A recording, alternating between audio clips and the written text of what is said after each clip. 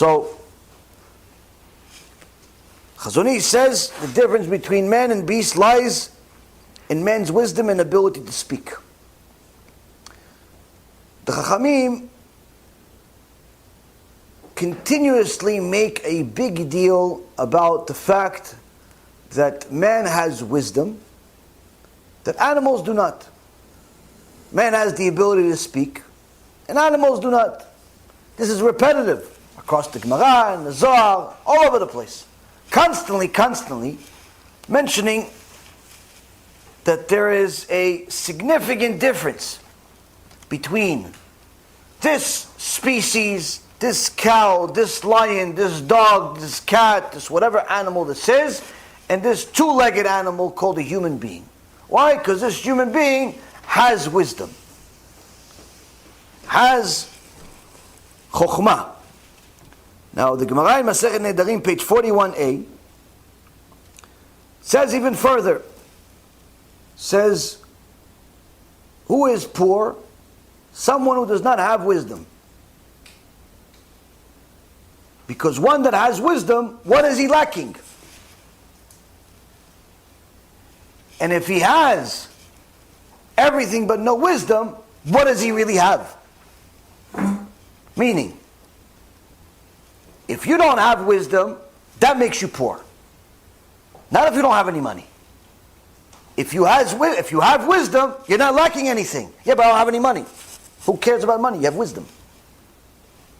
And if you have everything, you have houses and hotels and businesses and wives and children, all the things of the world. But you don't have wisdom, you have nothing. You have absolutely nothing. So, the Midrash elaborates even further. Says that a person who does not have wisdom, nevela srocha tova mimenu. A person who does not have wisdom, a dead carcass of an animal is better than him. I mean, on one hand you told me, okay, if I have wisdom, I have everything. Great. If I don't have wisdom, I'm poor. Okay, great. Now you're telling me even worse. Now you're telling me if I don't have wisdom, a dead animal in the street, some raccoon that 15,000 cars ran over, is better than me. I mean, that's pretty insulting, Hashem. It's not politically correct. Some of these rabbis will go against you, Hashem. They're not going to like what you said. They're going to kick you out of the shul. They're not going to accept you for saying such things. Saying a raccoon is better than me. Not even a living one. One of these little dinosaurs you guys have here in Florida that cars like to run over is better than me. How could it be? How could it? And this is Divrei Chazal. This is not like some opinion. This is what it says. Someone doesn't have wisdom. It says the dead raccoon, the dead lizard, dead lion, better than him. How come? It says first off, with the dead raccoon, the dead lion, the dead lizard, if you're skilled, you can still do something with it. Take the skin, make it into a little handbag, sell it on, in Manhattan for like $500. You could take a few of the things that they have, make something out of it, make some money out of it. A person who doesn't have any wisdom, can't do nothing with them. Worthless. So, Chachamim say, okay, what's the raya? What's the proof that this is really the case? That someone who doesn't have wisdom, a dead animal is better than him? The Midrash says, the proof is Moshe Rabbeinu himself. Look at Moshe, the Midrash says. Moshe Rabbeinu was the Avi Chokhmah, was the father of wisdom. He brought us the Torah. He took us out of Egypt. He was the prophet of all prophets. He brought us the man. He saved us from ourselves many times.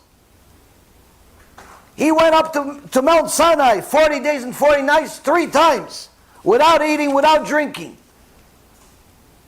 His body here, his neshama over there. Was able to speak to Hashem face to face, the only human being that ever existed or will ever exist that did it. No one will ever be like Moshe Rabbeinu, including the Mashiach. Meaning this, Moshe Rabbeinu, big deal of big deals. When it came down to superpowers, Moshe Rabbeinu had them. Flew in the air, had a lot of power, beat a giant, was a genius, and knew a lot more Torah than all of the rabbis that ever existed combined. The Torah that we have is the essence of Torah. The real Torah, only Moshe Rabbeinu knew. That's why the Malachim didn't understand. How are you going to give the real Torah to this person that's the son of a woman? Hashem said, no, I'm giving him the Torah, but the people, it's just the essence of the Torah. The real Torah, no, only Moshe Rabbeinu, it's different. So this Moshe Rabbeinu, Kodesh Kodashim, wrote 13 Sifrei Torah in one day. He built the Mishkan. No one else was able to build up this whole thing. He built it. And after everything that he did, he still waited for Hashem to say, Moshe, come in. Come into the Mishkan. Come into the Mishkan. Chazal says, if Moshe Rabbeinu would have simply gone into the Mishkan, without waiting for HaKadosh Baruch Hu to tell him, come in, giving him the permission, Moshe Rabbeinu, chas v'shalom, would be considered worse than an animal. You know, what about he took him out of Egypt, and everything I just said doesn't make a difference. Because someone who does not have wisdom is worse than a dead animal. What's this wisdom? Being able to decipher right and wrong.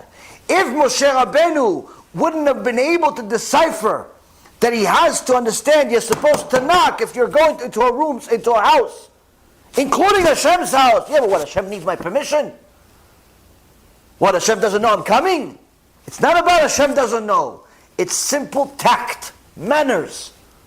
If Moshe Rabbeinu didn't have wisdom to have manners, then it's just like the animal. Why? Because the fox goes in and out whenever he wants. The dog comes in and out whenever he wants. The cat goes in and out whenever he wants. Sits on top of your head if he wants.